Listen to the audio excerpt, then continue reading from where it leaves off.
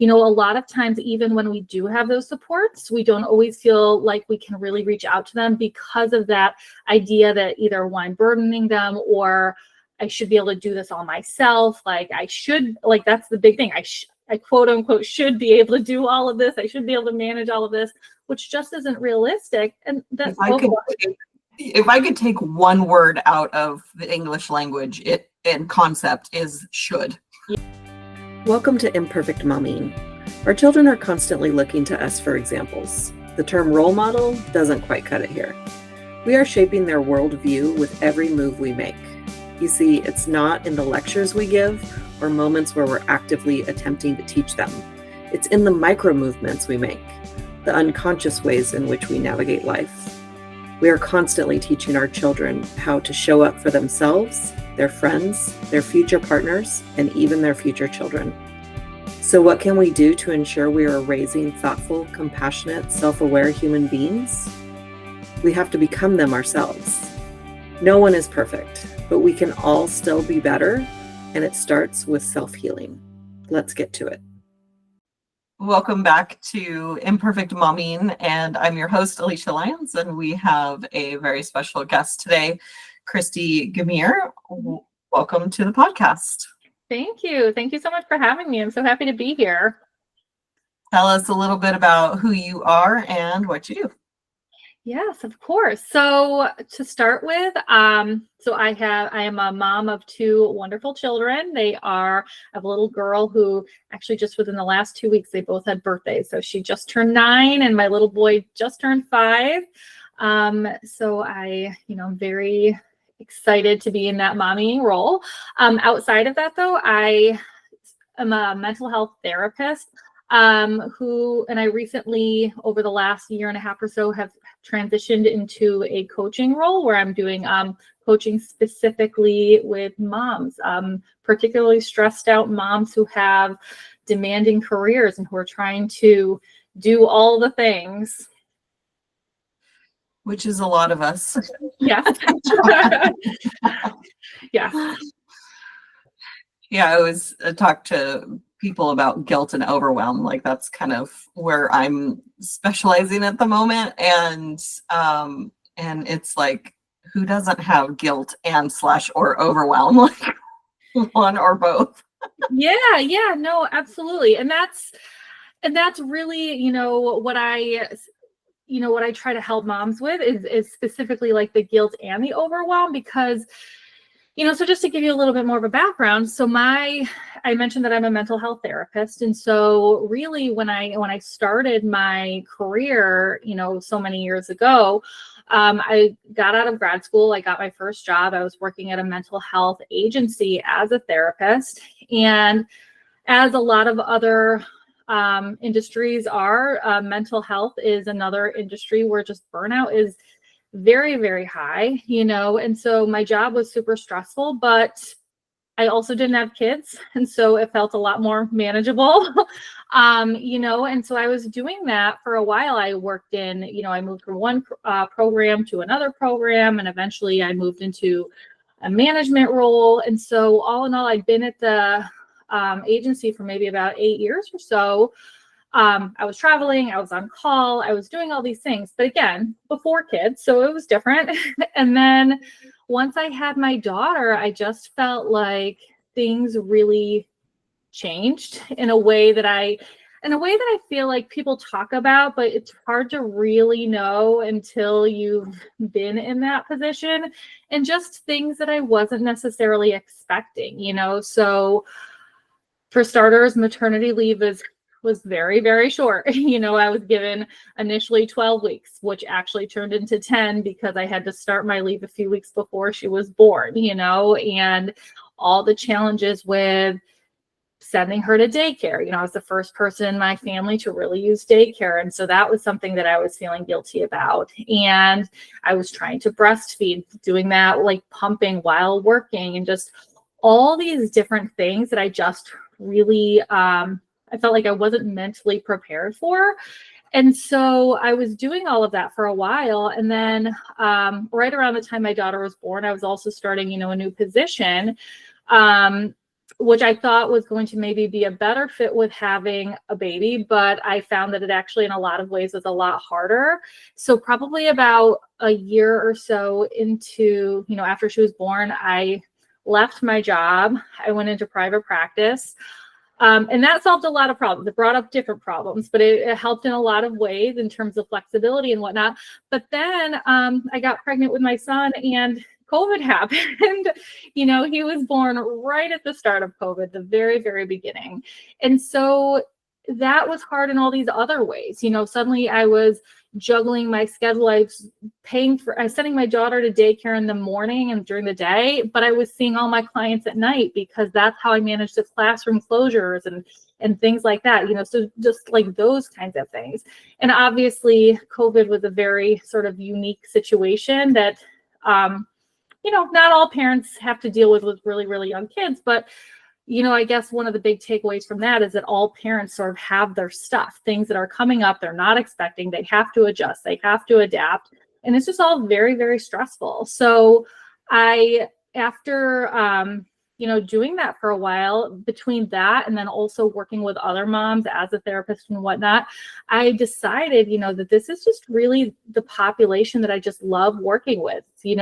These moms who are dealing with, obviously everybody's story is a little bit different, but we all, I think, have very, very similar struggles where we are dealing with guilt. We are dealing with burnout. We are dealing with, in a lot of cases, resentment because, maybe things aren't feeling balanced at home. And so that's what I'm really doing now, is just kind of like helping those moms. Yeah, you said a mouthful, just with everything that we deal with. What was really present to me, I just got off of another call that went longer than it was expected, but it was just kind of chit-chatting and moms asking each other advice about like how to get your kids to value taking care of themselves. And the one of the moms said, I showed my children, like I did it myself. And but I did it with the door open. Mm-hmm. So when I was brushing my teeth and I was washing my face and I was doing my hair, like I did it with the door open so they could see. And I was talking them through what I was doing and why I was doing it. And I was like, that's really an interesting approach. Like I'm loving it because I have this whole, like, they're watching the show, they're not listening to the lecture, but you're kind of combining the two here. Mm-hmm. But when it comes to managing life and managing stress, like our parents for sure didn't sit us down and say, okay, this thing just happened and this is how I'm dealing with, like, we didn't have those, they didn't have those emotional tools. We're sort of, if you're trying and you're searching for it, we are learning these emotional tools. Mm-hmm. But it's, and the thing that's been kind of on my mind a lot lately is how ill prepared we feel for adulting when we hit 18. Mm-hmm. Like, my parents didn't teach me how to be an adult. Mm-hmm. And it's everything that you're talking about. It's like, yeah, because they're floundering inside, trying to figure out how to be an adult. Like, you were managing this stressful life prior to kids. Mm-hmm. And someone hands you a baby and a sack of guilt. And don't get me started on your, 12 weeks of maternity leave. Like, that's a whole nother thing. A whole other conversation. But it's like, we don't, and then on top of all of that, we've lost our tribe. We've lost our tribal, community mindset. Like, we decided somewhere along the way, I got to put on my cape and be super mom and do it all. And that's just not, it's not healthy for one. And it's really not doable in a way that allows you to be happy. Yeah. And it's interesting that you talk about a tribe, because I agree. I feel like in our society in general, our society doesn't necessarily really show that we value that in the same way as maybe other societies do. But then on top of that, you hear this saying all the time, like, it takes a village to raise a child. And we always talk about the importance of our support systems and utilizing them and things like that. And I agree with that 100%. But I think that there are a couple problems with that. So for starters, I think a lot of moms have a hard time reaching out to their support system. As a therapist, I can't tell you how many times I've asked somebody like, well, what brings you here today? And the response I get is, I don't want to burden the other people in my family. I don't want to burden the other people in my life. I need somebody to talk to who is, not them, essentially, because of those reasons. And so I think, a lot of times, even when we do have those supports, we don't always feel like we can really reach out to them because of that idea that either one, burdening them, or I should be able to do this all myself. Like I should, like that's the big thing. I quote unquote should be able to do all of this. I should be able to manage all of this, which just isn't realistic. And that's if I could take one word out of the English language, and concept is should. Yeah. Well, and that's one of the things I talk to people about a lot because, I think a lot of times we don't always realize how powerful our words are. And so sometimes even a really small word has a really big meaning, and should is a perfect example. When we say the word should, it implies an incredible amount, like an expectation, either for ourselves, for somebody else. And when we think we should do something and we can't, or we don't, we feel guilty. When we believe somebody else should do something and they can't or they don't, we feel angry, we feel frustrated, whatever it might be.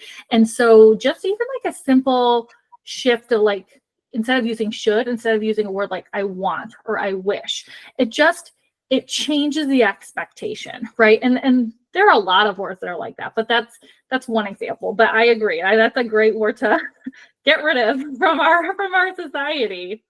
And since that's not something that we can do realistically, pay attention when you say it and think, okay, where is the should coming from? What's the belief that is creating that should? I should clean the kitchen. Okay.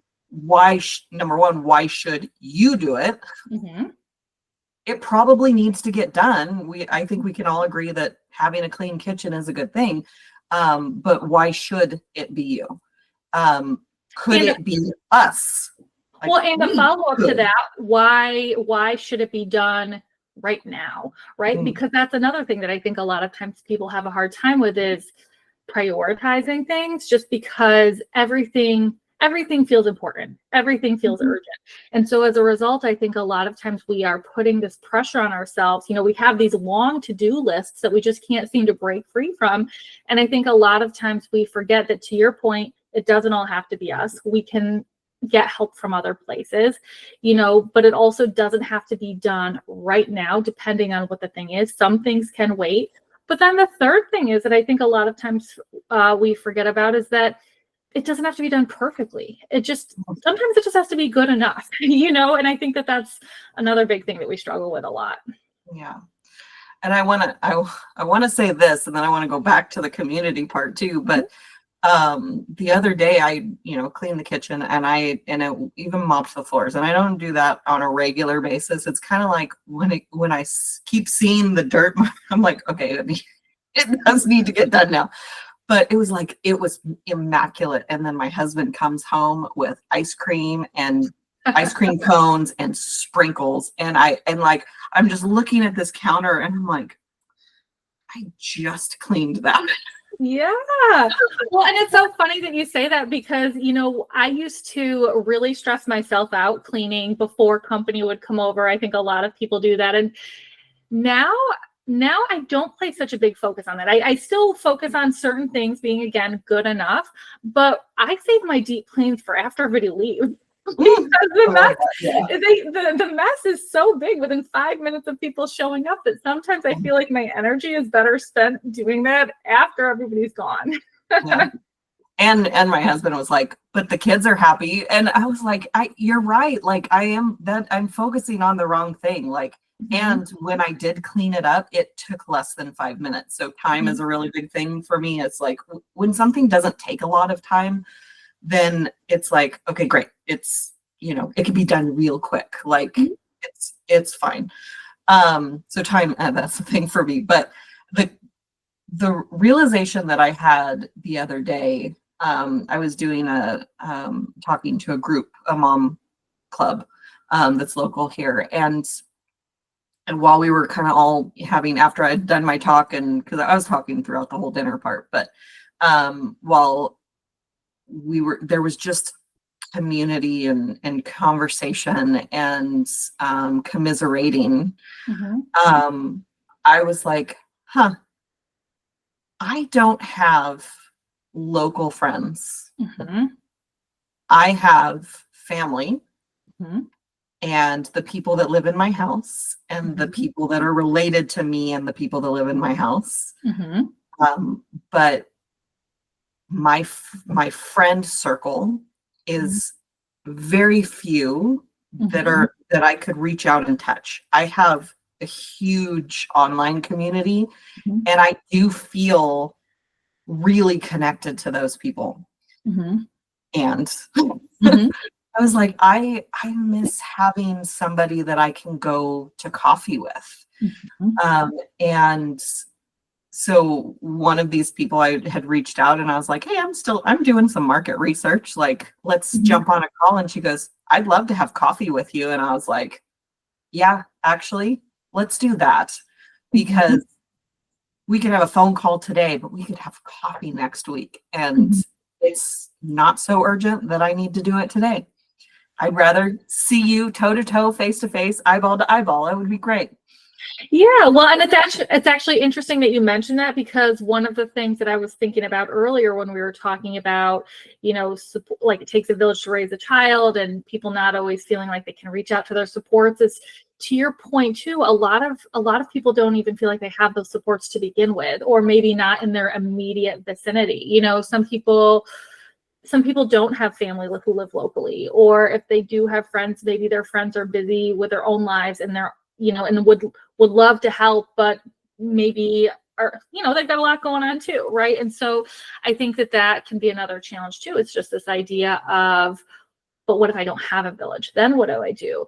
And to your point too, like there's something to be said about having that connection, having that face-to-face, sitting down in a room with somebody, and so how do we sort of do that, especially when we are so busy that maybe we don't have so many people like right there available to us.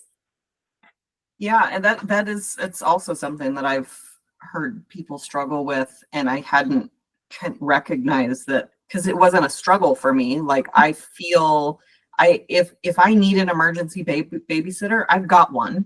I've got a handful of them. But I have a lot of family nearby.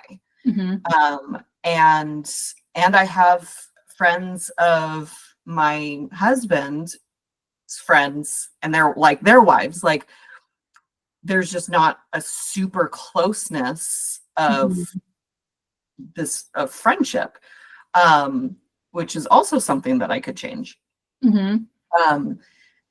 But I know, and I felt supported 97% of my of motherhood. And that 3%, I was in a super deep depression and felt like a burden to everyone. And so it's kind of like what you were saying. And one of the things that I kind of do, I heard this from somewhere and I kind of agree with it. It's like, I don't need to like burden my family and friends who don't have the tools to actually help me in the problems that I'm having, right? Coaches, therapists, group support groups, whatever, like they have the tools to actually move the needle. So I'm not just complaining and dumping the word trauma dumping on people, like there are like, save your trauma dumping for the therapists and the coaches, right? And give your family like the healthy part of you and right? Because they exist. People exist to help who are trained to help. Mm-hmm. Well, and I do think that there is value in some of that, right? Because I think also another thing that a lot of moms struggle with is, I think for a lot of people, it can feel very isolating. People don't always want to talk about their problems. And when people don't talk about their problems, it can leave them feeling like they're very much alone in them, when really there are lots and lots of people who are struggling with similar things too. So I do think there is value in leaning on, like, getting support from people in that way. But to your point, like that only goes so far, right? Because then, okay, but now what else? What else can we do? So how, like, what tools can I use to make my life a little bit easier? How can I become more aware of my mindset and how that's having an effect on me, and how can I change that? And those are like the tools that you talked about that maybe a professional is going to be able to help with. Mm-hmm. Because I've been in that cycle, and I've experienced people that are in that cycle of just saying, complaining about the same thing over and over, and people get tired of hearing it. But your therapist and your coach can actually like give you tools to get you out of that, where you're feeling heard and seen, and feeling better afterwards. Yeah. Is there a piece of advice that you want to share with moms listening? Yeah, I mean, so for starters, I just encourage all moms to try to give themselves a little grace, right? Because we can be sometimes our own worst critics, and being a mom is very, very, very hard. And they're going to hit some bumps. They're maybe going to make some mistakes, but that's okay. Like, we don't have to be perfect. We certainly don't have to be perfect with everything all the time. And there are lots of different ways to be a good mom. So if we're not doing something the same way as somebody else, like that's okay. And again, if we make a mistake, that's okay. Even if we, shout at our kids, let's say, when we didn't want to, like, a lot of times we can repair that. We can redo that. Like, we have opportunities to sort of go back. And so just remembering to just kind of like give yourself grace. Oh, I want to say so much about that, but I'll bite my tongue. No, great. I think grace is the best gift that we can give to ourselves as moms, but especially as humans, because we're so hard on ourselves. Yeah, anyway, definitely. And no one ever beat themselves up into happiness. Yeah, no, I think that sometimes we can absolutely sometimes be our own worst critics. Yeah, 100%. Is there a book that's been instrumental in your personal development journey? Yeah, and I would say, honestly, this isn't even a book from, as I was sort of transitioning, my work as a therapist or my work as a coach, but really just as a mom. When I was pregnant, somebody had introduced the books to me by Emily Oster, specifically the first one. She's written several, but the first one was Expecting Better, where she really just focuses on the pregnancy period. And then each of her books focuses on a different period. So the newborn period, then like as your kids get older. And what I really liked about her books is she basically took all these things that these decisions moms are trying to make, whether it's, breastfeeding versus bottle feeding. Can I drink alcohol? Can I have lunch meat? Can I do all these kinds of things? And she doesn't tell you what to do. She sort of promotes this pregnancy is not a one-size-fits-all model, right? And she talks about the research and the data, but she breaks it down in a way that people can understand so that they can make the best decisions for themselves. And so just this general concept of, back to what I was saying before, there are lots of different ways to be a good mom. It's not just one way. And so that was sort of my big takeaway from her books. I think we need to focus more on making aligned choices versus the right choice, because what's right? What's right? Like, there is no right, because something that's right for you, or more importantly, aligned for you, might not be aligned for me. And I just believe that our children are assigned to us specifically for the things that we are aligned with. And if you can think of it that way, then I'm not the mom I mean, even my mom, like she used to work in a bakery, and so she made the most beautiful cakes and they tasted good too. And so I made a really good tasting cake that looked like crap. And I was mad about it because I'm like, I've been watching, emphasis on that word, my mom make cakes my whole life. And so when I couldn't do it and make it look good, oh, I was so mad. And in that, I was missing like the fact that my son enjoys baking cakes with me and spending time with me that way. And so then, you know, I still don't like that they don't look pretty, but at least they taste good. Who cares what they look like? Well, but I also think, you know, that's just a great example for, you know, when we think about all these parenting things in a much bigger sense, to your point, like what's right, what's wrong, is it aligned? You know, I think one of the things to keep in mind is that what right and wrong look like, what success looks like, you know, that is going to be different for everybody. So maybe, you know, a professional baker in a bakery is going to place a lot of value on the way that a cake looks. Whereas maybe somebody else who's making a cake at home, maybe they're going to place more value on the way that it tastes and they don't really care about how it looks. And maybe somebody else is just going to want to, just to your point, enjoy the time making it with their kid, right? And so we're going to find value in different places. And so success is going to look different for everybody. I love that. And yes. Yes to all of that. I think my next question is, where can our listeners find you? Yeah. So people can, if people are interested in, you know, finding me specifically for help and support around, you know, juggling these challenges. So my website is ChristyGamir.coaching.com. I also have a free Facebook group where I do like videos. I talk about these different topics and I invite everybody to join that. And that's called Thrive as a Career-Driven Mom. Love that.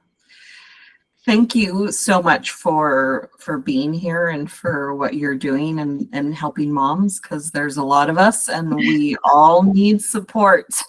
I know we all do. And I appreciate, you know, you having me on here. This is just something that I feel so passionate about. And I'm just really glad that I was able to get on here and talk to you about it all. Awesome. Yes. And thank you. Thank you again for sharing all your wisdom. Yeah, of course. And we will have another episode of Imperfect Mommying for you all coming next week. And until we meet again, keep healing. Bye, guys. Thank you for tuning in to Imperfect Mommying. It's time for us to step up and realize that our power is not in trying to shape our children. Our power lies in shaping ourselves into the people we want our children to model themselves after. Don't just do it for your kids. Do it for yourself. When you become a more self-aware, compassionate, and confident person, you and everyone around you benefit. For more information about me and my work, visit AlysiaLyons.com. That's ALYSIALYONS.com. And until we meet again, keep healing.